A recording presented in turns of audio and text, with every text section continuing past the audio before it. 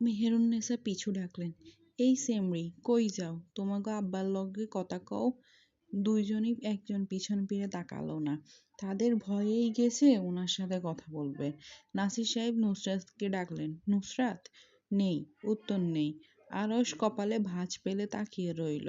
চোখ ছোট ছোট করে নুসরাতের পরনের কাপড় সকলের আগে নোটিস করলো। দাঁত দিয়ে ঠোঁট কামড়ে চেয়ে রইল যেদিক দিয়ে দুই বোন গিয়েছে ওই দিকে। সৈয়দ বাড়িতে আজ আলোকিত হয়ে আছে এক প্রকার খুশির ঝুমে। বাড়ির তিন কর্ত্রীরা ছড়িয়ে ছিটিয়ে কাজ করছেন। একজন রুম পরিষ্কার করছেন তো অন্যজন কিচেন সামাল দিচ্ছেন, তো আরেকজন আসবাবপত্র বের করে ড্রয়িং রুমে টেবিলে সুন্দর করে সাজাচ্ছেন। মেহেরুন্নেসা পান চিবুতে চিবুতে সব কিছু তদারকি করছেন। বউদের দেখিয়ে দিচ্ছেন কিভাবে কি করতে হবে। বাড়ির মহিলারা কাজ করতে থাকলেও ওই বাড়ির 4 মেয়ে এঁটে আছে নিজেদের রুমে। 4 জনের একজনও নিজেদের রুম থেকে বের হয়ে এসে সাহায্যের হাত বাড়িয়ে দিল না মা চাচিদের। বাড়ির 3 কর্ত্রী সব কাজ নিজেরা সামাল দেওয়ার চেষ্টা করছেন। অনেকক্ষণ পর নাজনীন বেগম কিচেন থেকে ঝিমাই পায়ে বেরিয়ে এসে বসলেন ধপ করে সোফার উপর। মৃদু কণ্ঠে ঝর্ণা বেগমকে ডেকে উঠলেন, সেজো, যা গিয়ে দেখে আয় মেয়েগুলো কি করছে, আর গোসল না করলে বল তাড়াতাড়ি গোসল করার জন্য। তোদের ভাই একটু আগে ফোন দিয়ে বলল লন্ডনের ফ্লাইট কিছুক্ষণ আগে ল্যান্ড করেছে।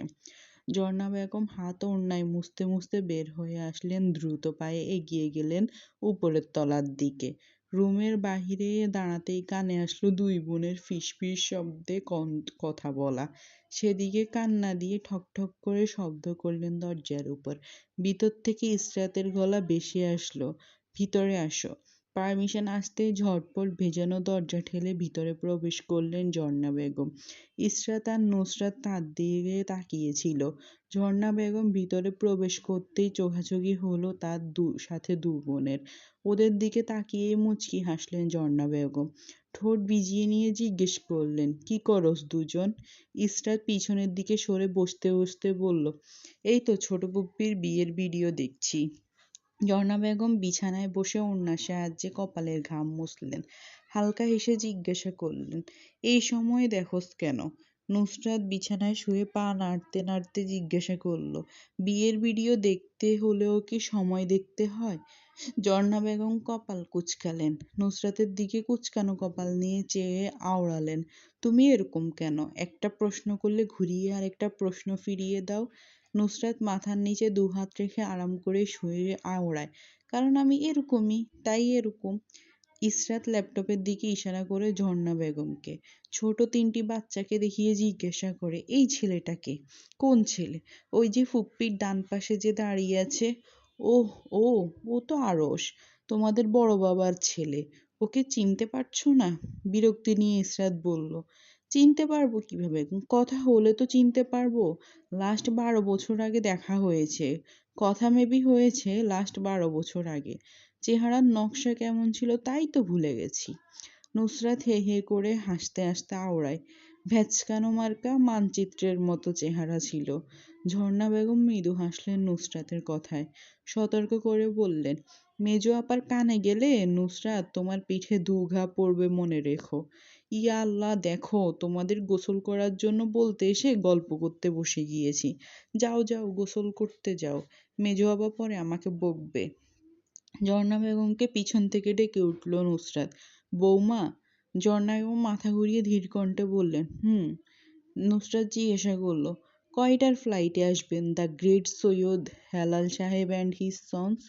ঝর্ণা বেগম বললেন, ওদের লন্ডনের ফ্লাইট 10 মিনিট আগেই এসে পৌঁছেছে, মেজো ভাই কল করে বললেন। নুসরাত গণির দিকে তাকিয়ে জিজ্ঞাসা করলো, এখন কয়টা বাজছে বৌমা? ঝর্ণা বেগম বিরক্তি নিয়ে বললেন, গণির দিকে তাকিয়ে থেকে জিজ্ঞাসা করছো কয়টা বাজে? তোমাকে নিয়ে আর পারা যায় না। নুসরাত নাক মুখ কুঁচকে বলল, আহ, বলো না কয়টা বাজছে। এত কথা বলো না তো, তুমি তো জানোই আমি বেশি কথা বলা পছন্দ করি না। ঝর্ণা বেগম বিংচি কাটলেন নুসরাতকে। ঝটপট রুমের বাহিরে বের হতে হতে গলার আওয়াজ বাড়িয়ে বললেন, 1:15। ঝর্ণা বেগম বের হওয়ার আগে ইসরাত আবারও পিছু রেখে জিজ্ঞাসা করল, লন্ডনের ফ্লাইটে ওরা আসবে কেন?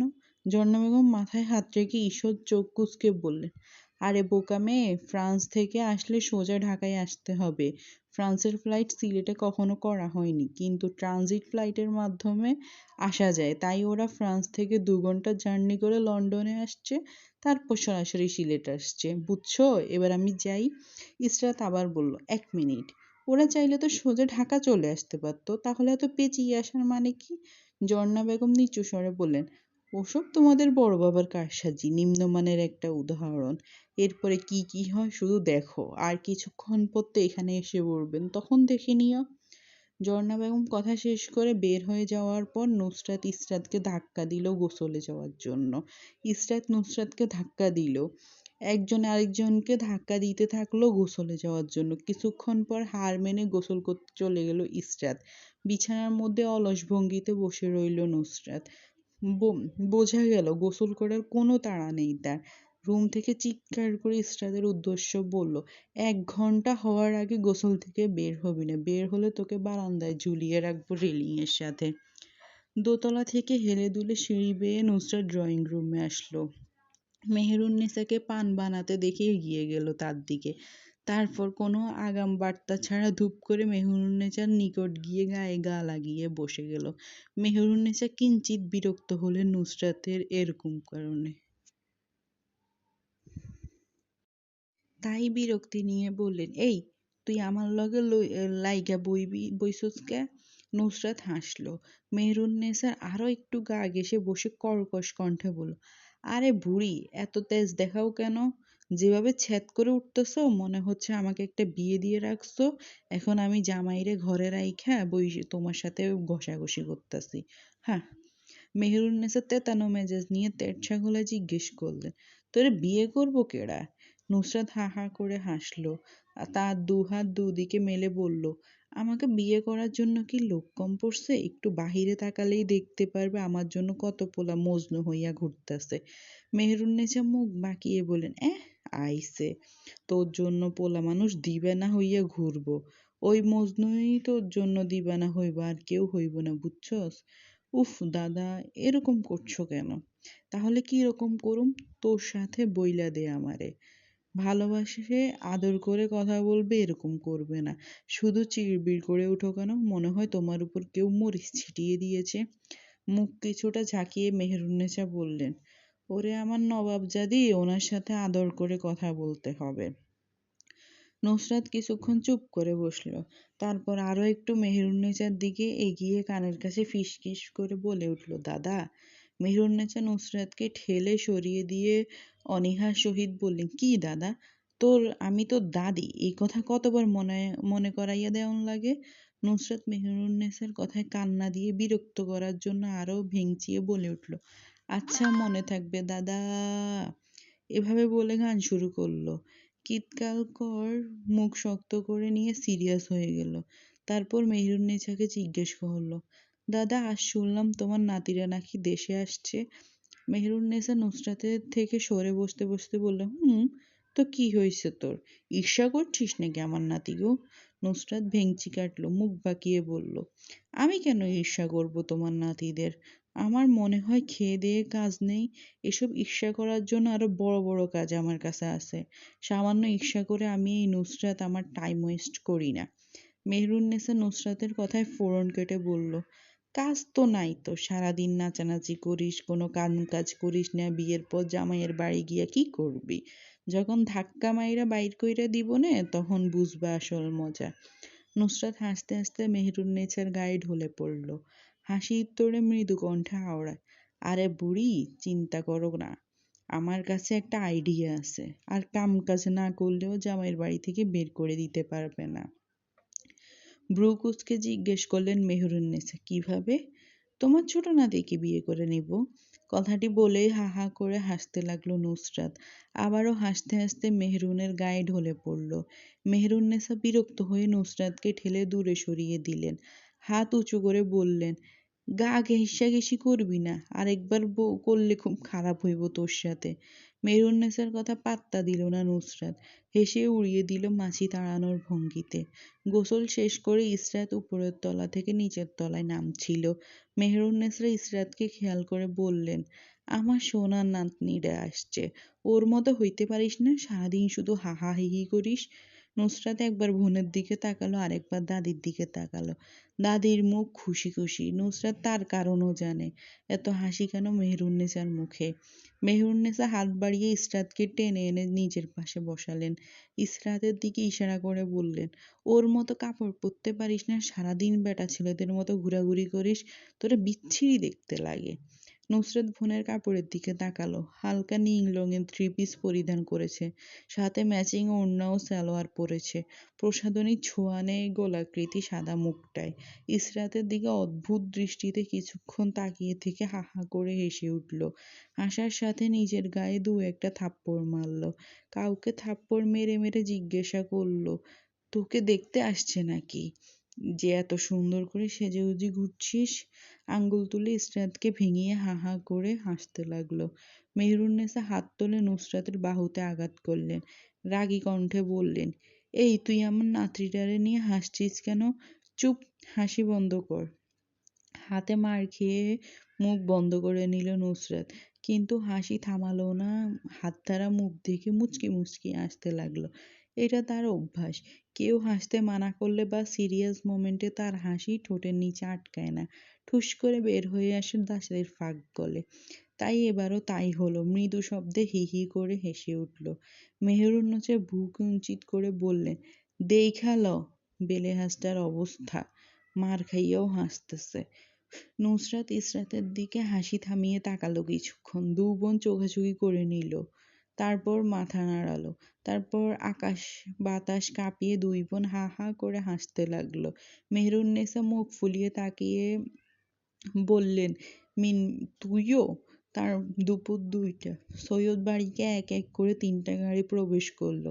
পার্কিং এরিয়ায় গাড়ি পার্ক করার পর প্রথম গাড়ি থেকে নামলেন লুৎফা বেগম, ওনার 2 ছেলে মেয়ে। ছোট মেয়ে মম চৌধুরী এবং মেজ ছেলে আশিক চৌধুরী। দ্বিতীয় গাড়ি থেকে নামলেন লুৎফা বেগমের বড় মেয়ে সাজিদা চৌধুরী, তার স্বামী শুভ মির্জা এবং ছেলে শুভ্র মির্জা। তৃতীয় গাড়ি থেকে নেমে আসলেন মাহমুদা এবং ওনার স্বামী সারোয়ার। এই দম্পতির কোনো সন্তান নেই। সৈয়দ বাড়ির সবাই দরজার সামনে এগিয়ে গেলেন মেহমানদের এগিয়ে নিয়ে আসার জন্য। বাড়ির মেজকর্ত্রী নাজমিন বেগম, বাড়ির সেজকর্ত্রী ঝর্ণা বেগম এবং বাড়ির ছোট কর্ত্রী রুমিনা বেগম, সাথে ইসরাত, অনিকা, আহান, আরিশা।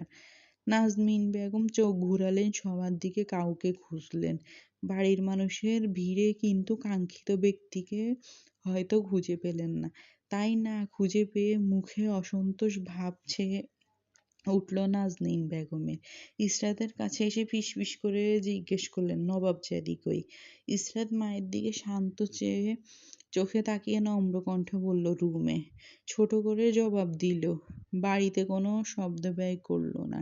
বাড়তি শব্দ ব্যয় করলে আরো একটা কথা বাড়বে, আর সে মাত্র বাড়তি কথা বলতে চাচ্ছে না। তাই তার জবাবটুকু ঠুকরো মাত্র।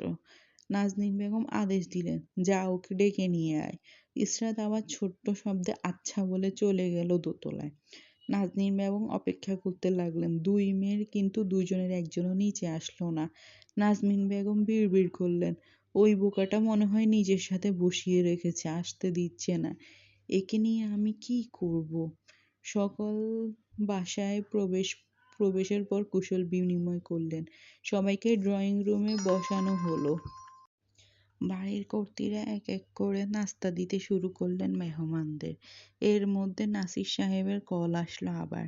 নাসির সাহেব বললেন, আমরা ইতিমধ্যে বাসার উদ্দেশ্যে রওনা দিয়ে দিয়েছি, আধা ঘন্টা লাগবে বাসায় পৌঁছাতে, বলে ফোন রেখে দিলেন। নাসমিন বেগম নিচতলা থেকে তাড়া দিলেন যে যে গোসল করেনি করে নিতে। অনিকা ড্রয়িং রুম থেকে নিজের রুমে চলে গেল রেডি হওয়ার জন্য। নাজমিন বেগম যাদের উদ্দেশ্য বললেন, সেজো, আমি একটু আসছি, তুই আর ছোট একটু এই পাশটা সামলা। উম, রোহিণী বেগম বললেন, আচ্ছা মেজো আপা তুমি যাও, আমরা সামলে নিচ্ছি।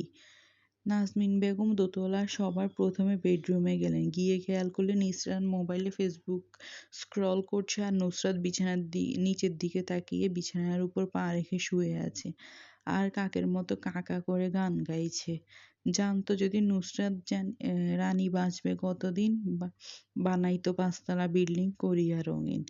নাজনীন বেগম ধমকের সুরে নুসরাতের গানের মাঝখানে বলে উঠলেন, এই তুই এখনো গোসল করিসনি? এই যা গোসল করতে। হাত তুলে মারার জন্য এগিয়ে গেলেন বিছানার দিকে। নাজনীন বেগম, আরে মা, যাচ্ছি নুসরাত বলে নুসরাত এক লাফে বিছানা থেকে নেমে বাথরুমের দরজা দিয়ে ভিতরে ঢুকে গেল। তারপর শক্ত হাতে শব্দ করে দরজা লাগিয়ে দিল নাজনীন বেগমের মুখের উপর।